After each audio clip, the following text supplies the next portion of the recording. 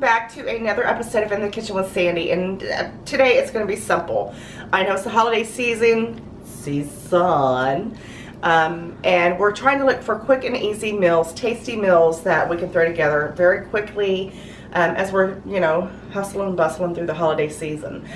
So today I'm going to share with you a fabulous chili cheese dog casserole, chili coney, casserole, what have you, but it is absolutely amazing. It's phenomenal. It's so good. Your whole family is going to love this, I promise you.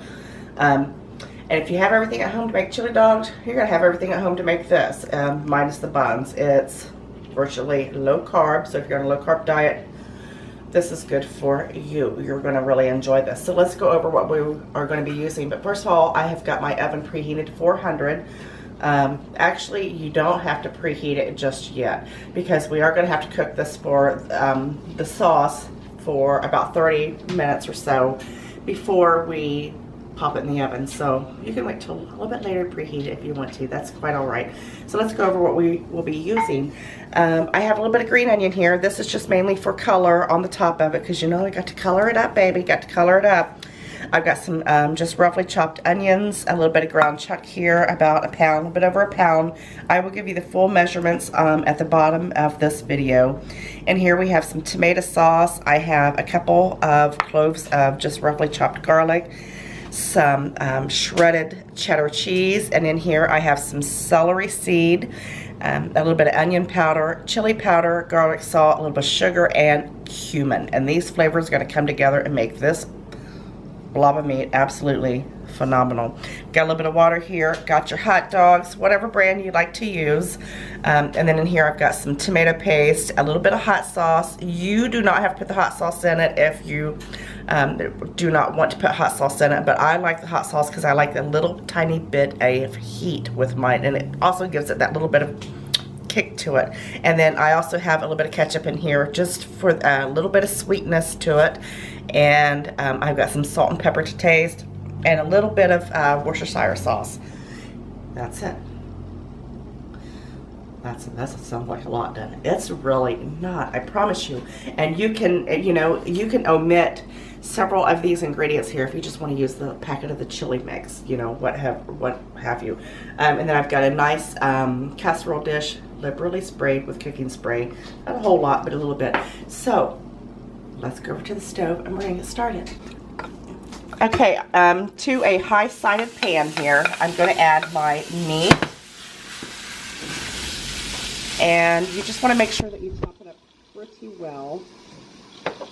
But it's going to have time to cook down quite a bit. So just, loosen it up there. Loosen it up, baby. Loosen it up. And go ahead and throw in your onions. It looks like a lot, but hey, it's really not. It's going to be just the right combination. Oh my goodness, when the onions hit the pan, and throw your garlic in there. Throw it all in there. And what we're going to do is, I've got this on about medium-high, and I'm just going to brown this until it's completely brown, and then we're going to drain the grease off of it, and then I'll show you what to do next. Okay, I have browned this completely, and I'm going to show you a little technique to how I got my meat so small. You just kind of want to take your spoon like that as it's cooking, and that it really breaks it apart really well. The cooking process of how long we're going to cook it after we add all of our ingredients will help make it even smaller. But if you like your chili a little bit chunkier, that's perfectly fine. Go ahead and throw some fresh ground pepper in there. I did drain this well, as I mentioned, a little bit of salt. Then you're going to go ahead and add all your spices there. Look at that. Beautiful. This is going to be absolutely delicious. Loaded with spices there. Delicious. And then throw in your, kind of get where you can see it there, your little bit of ketchup, your hot sauce, and your tomato paste. Give it a stir. Oh, it smells divine already. Your tomato sauce. I don't know about you, but I believe in getting every little bit out of there. You got to pay for that stuff. You got to get it out. Give it a nice stir.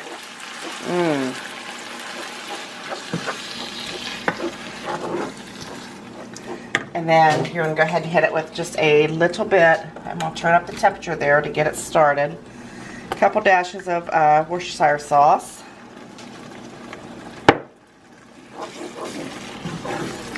And then you are going to add your, it smells so good. Go ahead and add your water. Now, what we're going to do is bring this back up to a boil. And then we're going to turn it down and let it simmer for about 30 minutes.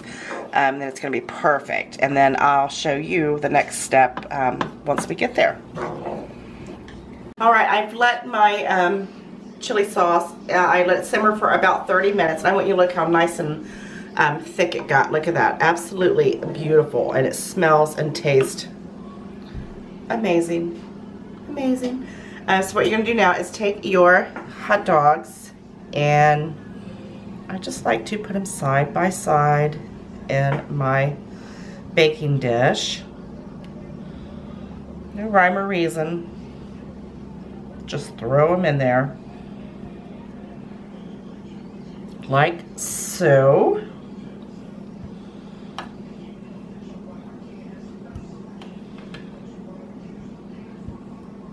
Perfect, that's perfect. And then you're just going to take your chili sauce and you're going to pour it right over top. Look at that, it's so good. It smells so good.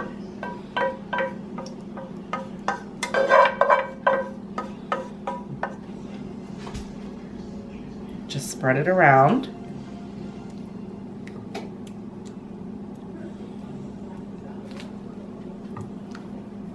That's all you do. So simple, so simple. And then you're going to take your cheese and go right over top there. And this is going to go in a preheated 400-degree oven. Look at that. For about 15 to 20 minutes. And then when we pull it out, we're going to sprinkle our nice green onions on top, and it's gonna be amazing. Okay, my chili cheese dog casserole was in the oven for about 20 minutes and it smells phenomenal. I promise you that. Phenomenal. I've let it cool for just a little bit. I want you to look down in here. I put sprinkled some green onions on it just for color. And I'm gonna cut right into this. Oh, it feels amazing. Now you see why we call it casserole. Look at that.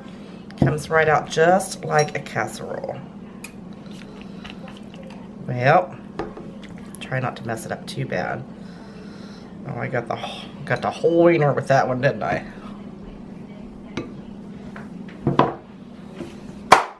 All right. Somebody's waiting very patiently. Not so patiently. Not so patiently.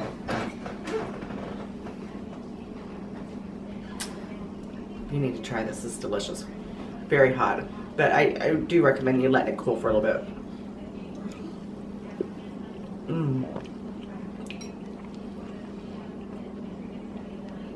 It is so good. I appreciate you watching this video and all my other videos. Give me a thumbs up. Make sure you subscribe so you don't miss out on any future recipes coming up. You can get the written recipe down below. Thanks again for watching, and I'll see you next time. Bye.